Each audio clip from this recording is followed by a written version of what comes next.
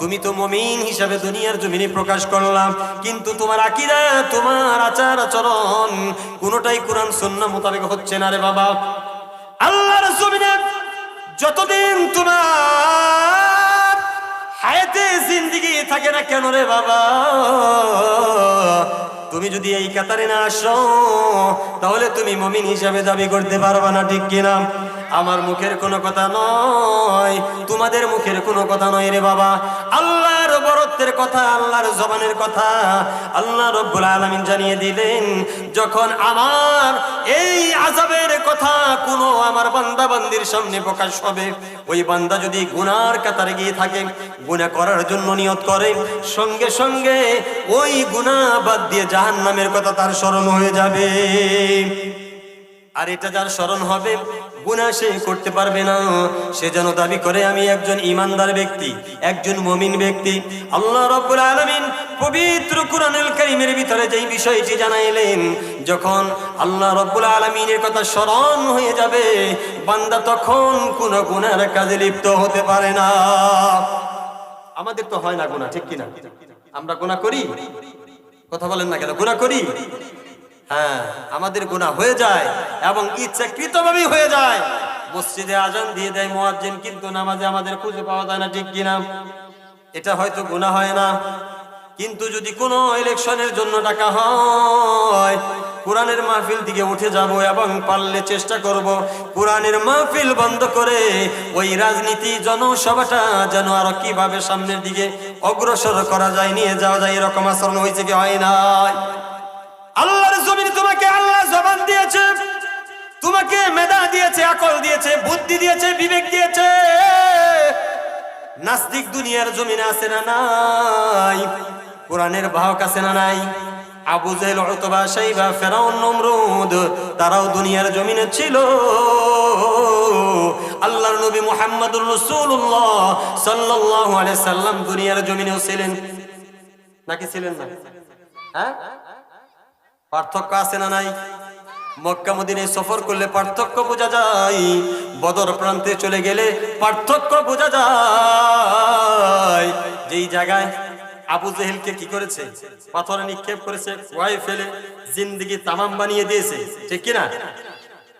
আবু জেহেল তো বলছিল এই দিক দিয়ে মুহাম্মদ আসবে, এই গর্তই পড়বে, পাথর মারবি এবং জান বাঁচানোর জন্য বলবে আমি আবু জেহেল, আমি আবু জেহেল।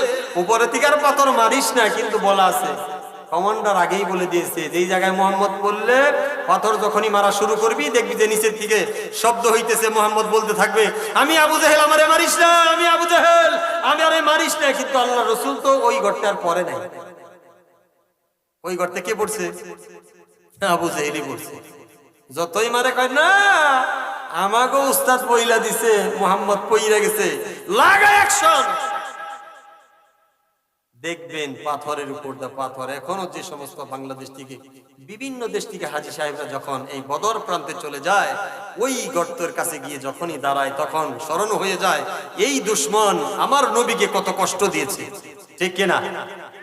পাথর আছে ওই জায়গায় থেকে হাতে নিয়ে এরকম ফেঁকে মারে। মক্কায় যখন হাজী সাহেবরা আল্লাহর নবী মুহাম্মদুর রাসূলুল্লাহ সাল্লাল্লাহু আলাইহি সাল্লামের বাড়িটা দেখতে যায়, আল্লাহর নবীর বাড়ির দিকে তাকিয়ে ইতিম উম্মতদের চোখে পানি পড়ে কি পড়ে না? কথা বলেন না কেন? আবু জেহেলের বাড়ির ভিতরে যখন যায়, পায়খানার ব্যাগ হয় কি হয় না? ইস্তেঞ্জার ব্যাগ হয় কি হয় না? কি সুনাম! কথা কি বুঝতেছেন? কি সুনাম! আল্লাহ রাসূলের বাড়ির দিকে চোখের পানি পড়ে, আর আবু জেহেলের বাড়ির ভিতরে গেলে বাথরুমের ব্যাগ হয়। এর চাইতে আরো কি শাস্তি দেওয়ার কোনো দরকার আছে? হ্যাঁ, আল্লাহ তাহলে সব পারে।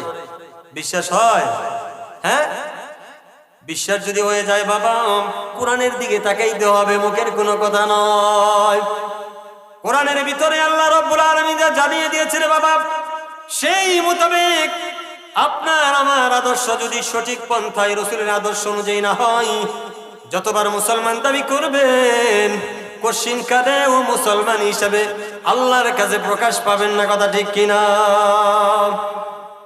আল্লাহ তাআলা পবিত্র কোরআনে জানাইলেন ইন্নামাল মুমিনুনা আল্লাযীনা ইযা যুকিরাল্লাহ ওয়াজিলাত কুলুবুহুম ওয়া ইযা তুলিয়াত আলাইহিম আয়াতুহু যাদাতুহুম ঈমানা।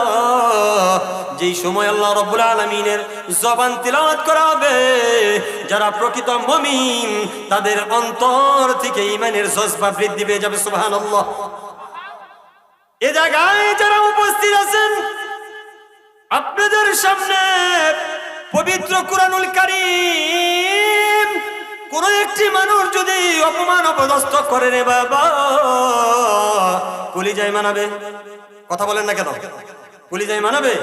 অপমান করতে দিবেন? মন্দ কথা বলতে দিবেন? কোশ্চিন কালেও দিবেন না। এর নাম ঈমান।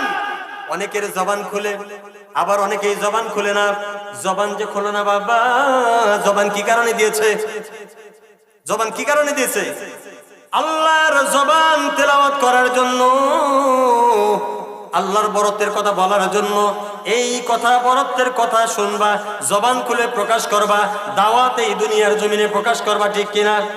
কুনতুম খায়রা উম্মাতিন উখরিজাত লিন-নাস তা'মুরুনা বিল মা'রুফ ওয়া তানহাউনা আনিল মুনকার ওয়া তু'মিনুনা বিল্লাহ। আল্লাহু আকবার। আল্লাহ রাব্বুল আলামিন পবিত্র কোরআনুল কারীমের ভিতরে জানাইলেন, হে আমার নবীর উম্মতেরা, আমার বান্দা শুন, দুনিয়ার জমিনে যত মাখলুক বানিয়ে দিয়েছি, সমস্ত মাখলুকের শ্রেষ্ঠ সারাজীব ইনসান, ঠিক কিনা? সবচাইতে দামি আমার নবীর উম্মত। তোমাদেরকে দামি হিসাবে ঘোষণা করা হলো, কিন্তু দামটা কতটুকু আমরা দিচ্ছি? কথা কি বুঝতেছেন? দাম কি দিচ্ছি? রাসূলের আদর্শ মানতেছি? রাসূলের আদর্শে আদর্শিত যদি না হতে পারি, তাহলে আল্লাহর এই